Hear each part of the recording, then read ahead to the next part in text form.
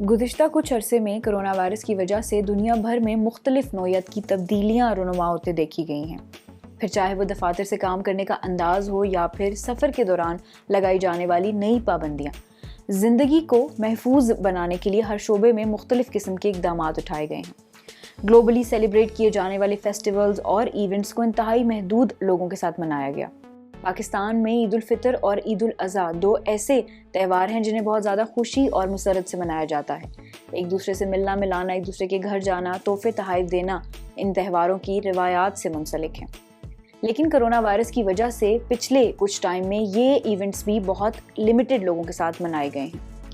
مثبت میں شائع ہونے والی رپورٹ میں بتایا گیا ہے کہ کسی بھی تہوار کو گھر میں منانے کا تصور انتہائی مشکل لگتا ہے، لیکن کچھ ایسے طریقے ہیں جن پر عمل کر کے آپ گھر رہتے ہوئے عید الاضحیٰ یا عید الفطر جیسے تہواروں کو اچھے طریقے سے منا سکتے ہیں۔ گھروں تک محدود رہتے ہوئے کوئی بھی ایونٹ، فیسٹیول یا عید الاضحیٰ منانے کا بنیادی مقصد یہ ہے کہ آپ خود کو اور اپنے پیاروں کو وائرس سے بچا سکیں اور سماجی فاصلہ برقرار رکھتے ہوئے عید کی خوشیوں کو سیلیبریٹ کر سکیں۔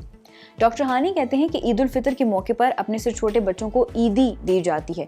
کوشش کریں کہ عید الاضحیٰ میں بھی کچھ طریقوں کو استعمال کرتے ہوئے آپ اس روایت کو قائم کریں تاکہ بچوں کے ذہن پر مثبت اثر پڑے۔ گھر میں رہتے ہوئے اپنے سے منسلک لوگوں کو تحفے تحائف دینے سے نہ صرف وہ خوش ہوں گے بلکہ عید کی خوشیاں بھی دوبالا ہو سکتی ہیں۔ ڈاکٹر ہانی کا کہنا ہے کہ بچوں کو کینڈیز یا چھوٹے موٹے پیکٹس میں پیک کیے ہوئے ان کے من پسند کھلونے یا عیدی جیسے مالی تحفہ بھی کہتے ہیں دے کر انہیں بہت زیادہ خوشی دی جا سکتی ہے۔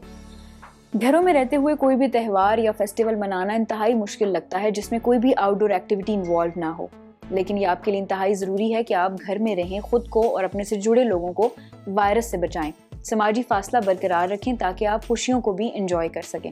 اس حوالے سے مزید جاننے کے لیے آپ وزٹ کر سکتے ہیں اردونیوز کی لائف سٹائل کیٹیگری کو۔